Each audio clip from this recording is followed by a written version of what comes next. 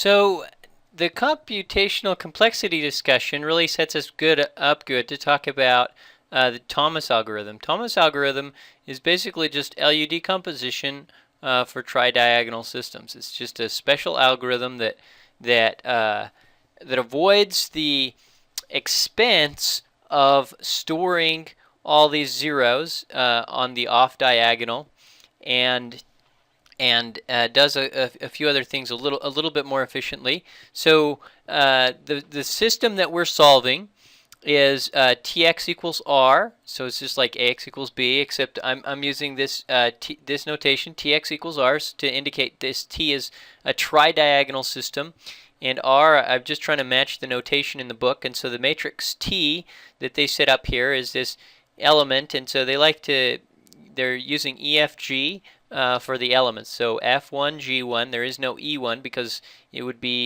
be anywhere here, and so they're just looking at what is in each in each row. So we just have F1, G1, and then E2, F2, G2, E3, F3, G3, and then all the way down to we have G goes all the way down to Gn minus 1 because it hits the edge here. It can't keep going.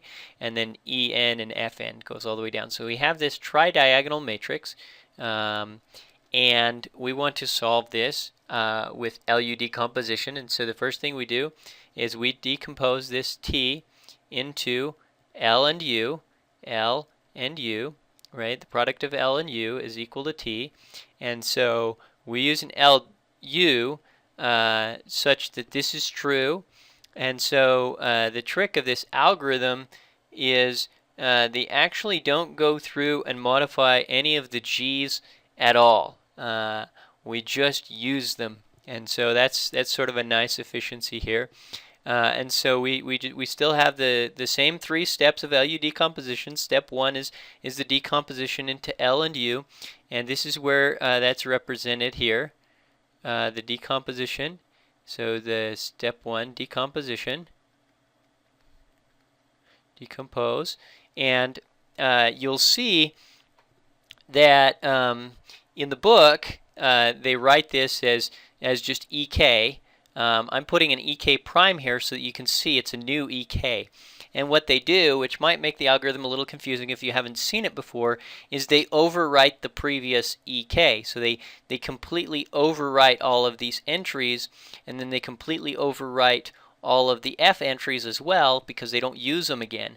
And that's okay, but sometimes it's a little bit confusing when you look at it if you don't understand that they're being changed. And so we have this matrix T that's being decomposed into a lower triangular matrix L and an upper triangular matrix U. So this is our L, this is our U, and we have then the system LU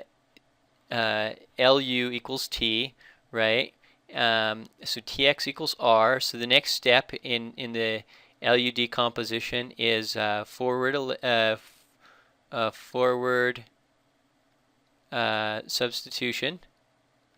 Okay, and so that's what this is. You can see, first of all, this is only needed, and these as well. You don't need to do anything for the first row. You only need to do it for the second row on. So you see that we have this. I mean, you can see that here because we have this E2 prime. This is a changed one. This F1 actually it doesn't need to change. Okay. So then we also do this forward substitution where we have RK prime equals RK minus EK prime RK1 K minus 1. That is just forward substitution. For the first one, it's just going to be RK prime equals RK, and since they're storing it in the same thing, they don't do anything with that. It's already stored. We save one little elimination, one little step there, and then we still have to go through the back substitution step. So this is back substitution.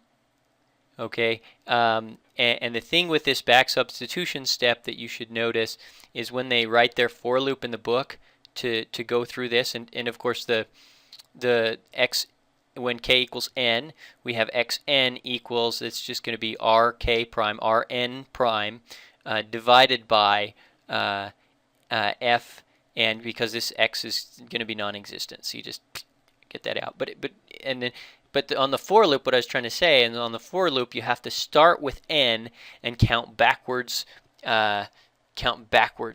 Instead of starting with your for loop with to 1 or 2, start and counting forward to n.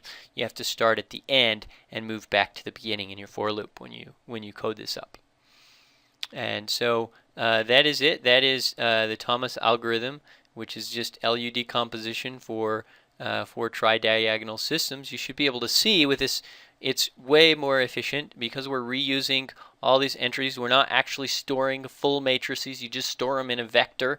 Okay, so we don't have all these zeros being stored or anything. So it's a much more efficient way, and it just so happens that tridiagonal systems arise in a lot of physical applications, and so this is actually something that you may see in the future.